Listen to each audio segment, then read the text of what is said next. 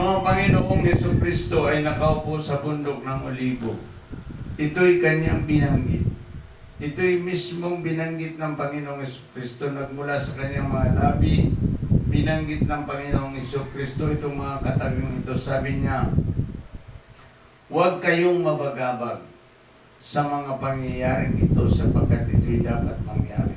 Ang kahirapan dito sa ibabaw ng lupa at ang mga bagay na mga kaguluhan dito sa ibabaw ng lupa, sabi ng Panginoon, dapat ito'y mangyari. Dapat nga natutuwa tayo mga Kristiyano Kapag mayroong kaguluhan, natutuwa tayo sapagkat ito'y napatunayan natin na ang Biblia, totoo yung kanyang sinasabi. Amen. Kasi minsan, huwag kayong mabagabag. Bilang Kristiyano, sasabihin natin, paano na kaya kami? Hindi gano'n. Ang mga taong nasa Diyos, ang mga taong sumampalataya sa Diyos, ang mga taong pag-aari ng Diyos ay hindi dapat mabagabag. Hindi dapat mabagabag ang isang taong pag-aari ng Diyos. Ang mga Kristiyano, hindi yan nababagabag, hindi yan nag-aalala, sapagkat may Diyos siya Sabi nga, let not your heart be troubled. Believe in God and believe also in me, sabi ng Panginoong Jesucristo. Let not your hearts be troubled. Huwag magulumihan ang ating mga puso.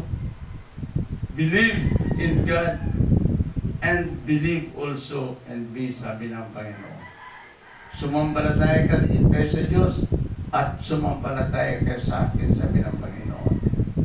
Huwag tayong matroublites yung ating mga puso. Sabi niya dito, sa 6, makakarinig kayo ng mga lingawawan, labanan ng mga balita at tungkol sa mga digmaan. Huwag kayong mapagabag. Dapat itong mangyari. Yan ang utos ng Diyos Sa mga taong nababagabag, sinasabi niyang siya ay Kristiyano, mababaw ang pagkakilala niya sa Diyos. Mababaw. Tandaan niyo po ito. Kung ang isang Kristiyano ay nababagabag siya sa kahirapang ito, mababaw ang pagkakilala niya sa Diyos. Mababaw yan. Sapagkat sabi ng Panginoon, ako ang lumikha ng lahat ng mga bagay. Ako ang lumikha ng langit at ang lupa at lahat ng mga pinagalawan ng tao. Bakit ka nababagabag? Bakit ka ba nagkakaroon ng tension sa iyong isip at puso? Nagkakaroon ka ng doubt.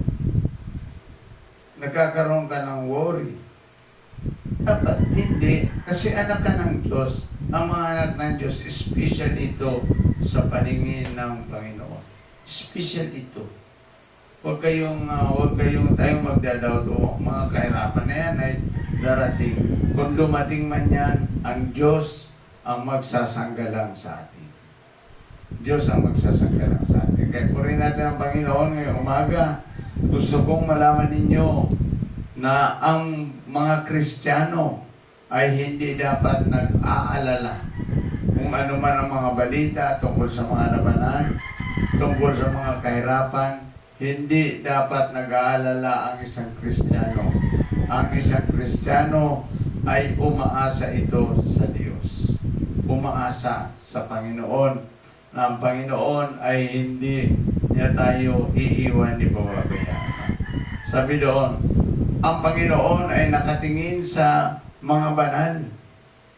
Yung mga anak ng Diyos, mga nagsuko ng buhay sa Diyos at tinanggap si Jesus bilang Panginoon at tagapagligtas, doon nakatingin ang Diyos sa mga taong iyon.